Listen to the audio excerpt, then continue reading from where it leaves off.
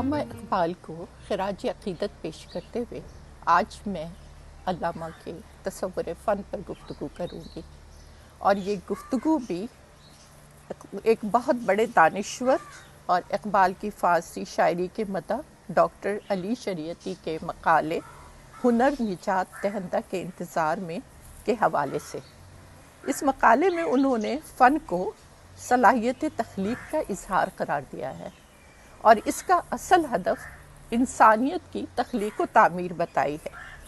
وہ لکھتے ہیں کہ فن کا دائرہ صرف مادیت کی سطح تک محدود نہیں، بلکہ فن کی ذمہ داری مادیت کی سطح سے بلند اور ماورا ہے۔ یہ 100% انسانی ذمہ داری ہے۔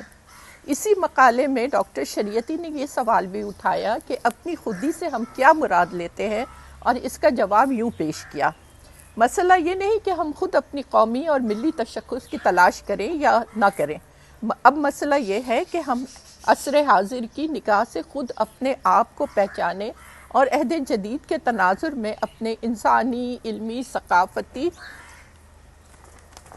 ورثے اور امکانات کا عملی اور سائنٹیفک مطالعہ کریں۔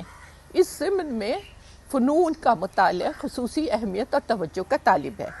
علی شریعتی کے ان الفاظ کی روشنی میں جب ہم علامہ اقبال کے تصور فن کو دیکھتے ہیں تو ہمیں دونوں مفکرین میں حیرت انگیز فکری ہم آہنگی نظر آتی ہے۔ مسجد قرطبہ کو دیکھ کر علامہ اقبال پر جو اثر ہوا ہے، اس نے ایک شاہکار نظم تخلیق کروائی جو خود فن کا بہترین نمونہ ہے اور تصویر فن کی تفہیم کا وسیلہ بھی۔ اس نظم میں ان کا یہ خیال نمایاں ہے کہ زندگی کو ثبات اور عشق کو دوام انسان کے اس عمل سے مل سکتی ہے جو انسانیت کی معراج کو ظاہر کرتا ہو، اور یہ مظہر فنون میں تخلیق پاتا ہے۔ اول و آخر فنا، باطن و ظاہر فنا، نقش کہن ہو کہ نو، منزل آخر فنا ہے، مگر اس نقش میں رنگ سوات دوام، جس کو کیا ہو کسی مرد خدا نے تمام۔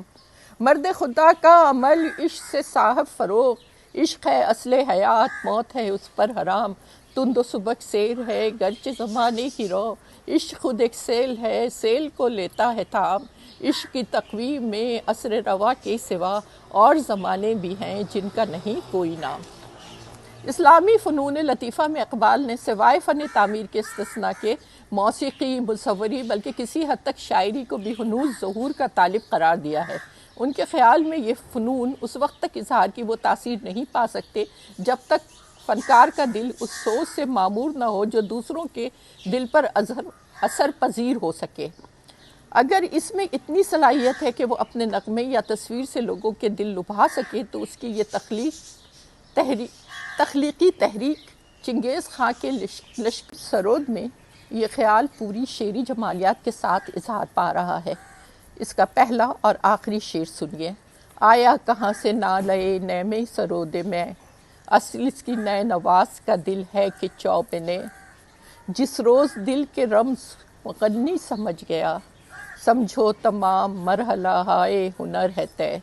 اقبال اس رمز سے صرف آگاہی نہیں تھے بلکہ اس پر عمل پیرا بھی تھے، اور انہوں نے جس فکر کا اظہار دیباچے میں کیا اسے اپنی شاعری میں برت کے بھی دکھایا، پورے سلیقے کے ساتھ بیان بھی کیا۔ نظم اہل ہنر کا ایک شعر ہے: تیری خودی کا غیاب مارکہ ذکر و فکر، تیری خودی کا حضور عالم شعر و سرود۔ آخر میں اقبال کے فن شاعری کو ڈاکٹر علی شریعتی کے الفاظ میں ہی بیان کروں گی۔ وہ لکھتے ہیں کہ اقبال کی گوناگو صفات میں ایک شاعری ہے۔ ان کی دیگر حیثیتوں کے مقابلے میں ہنر شاعری کا وزن بظاہر ہلکا ہونا چاہیے تھا، مگر ایسا نہ ہوا۔ یہ بات دراصل ہر شخص کے ہنر و فن کے ساتھ مخصوص ہے کہ وہ اسے عروج دلوائے یا پستی۔ ڈاکٹر علی شریعتی جو فن کے لیے مسیحا کی تلاش میں تھے، شاید انہیں اس تلاش میں اقبال اپنے سب سے بڑے معاون نظر آئے ہیں۔ شکریہ۔